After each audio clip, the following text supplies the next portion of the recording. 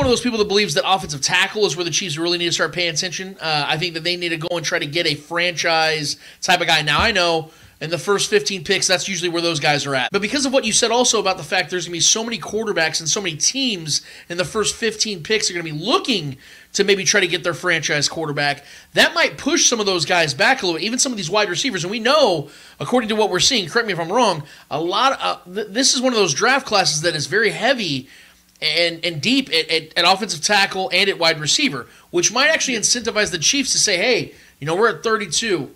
And the 20th overall pick's coming right now, and there's 2 tackles and 1 wide receiver we really like. Let's see if we can try to, move some picks. And this is one of the biggest reasons why I said the Chiefs need to try to trade L'Jarius Sneed, because he's at the peak of his powers right now. 27 years old, had his best season, gave up 1 damn touchdown. I think there's a really good chance this is the best that Sneed is ever going to be. And we know that he's had some knee issues. We don't know how long he's going to be what he is. Get 8 picks, try to move forward, get your franchise tackle, or go get a badass wide receiver. Go get somebody that you absolutely want, you need to move forward and answer a position of need. Yeah, I think it's definitely possible, and I think that the way that you kind of lay it out is understandable. When I talked about specifically what it starts out with Chris Jones in this negotiating window, I think that's an important thing, because if you're able to get Chris Jones done, then the ability for you to have the avenue of either extending L'Jarius Sneed, having him play the tag, or if a team wants to blow you away with an offer for him, then that avenue to trade him for extra picks is available to you. And I think that's very much a viable strategy from the standpoint of, what you have as far as depth in the secondary. You're very good at being able to draft day 3 DBs and have them develop. I understand that, there's going to be a little bit of trepidation, and certainly what L'Jarius Sneed and Trent McDuffie combined to do from a versatility at the cornerback position standpoint is special to have 2 guys that can do that. But there's ways that you can kind of mold your defense around should you need to trade L'Jarius Sneed for after draft picks. And from that perspective, you talk about the depth of this class. It is a very good offensive tackle class. It is a very good wide receiver class. I think it's a very good defensive line class also in a certain respect as well.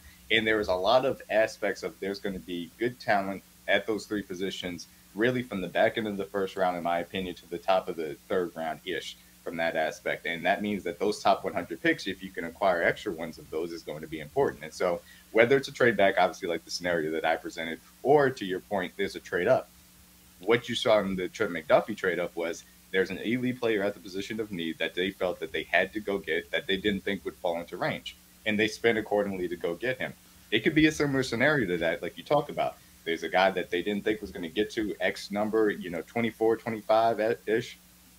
And this applies even if you keep L'Jarius Sneed to a certain respect, because there's a scenario in which Chris Jones does walk. That means that you're probably going to get a compensation 3rd pick as far as next year's draft.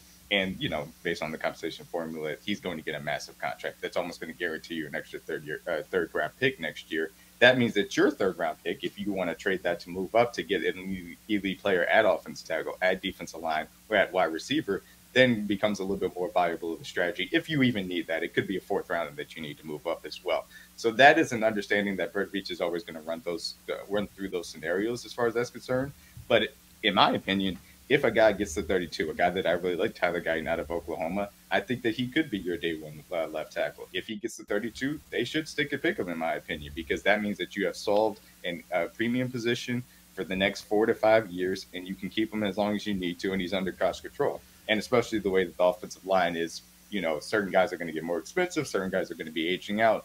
There is a lot of value from that perspective. So those scenarios all come into play, but I think it all starts out with the branching of what L'Jarius Sneed and Chris Jones do from a financial standpoint as we kind of get closer and closer to this deadline of these guys becoming free agents.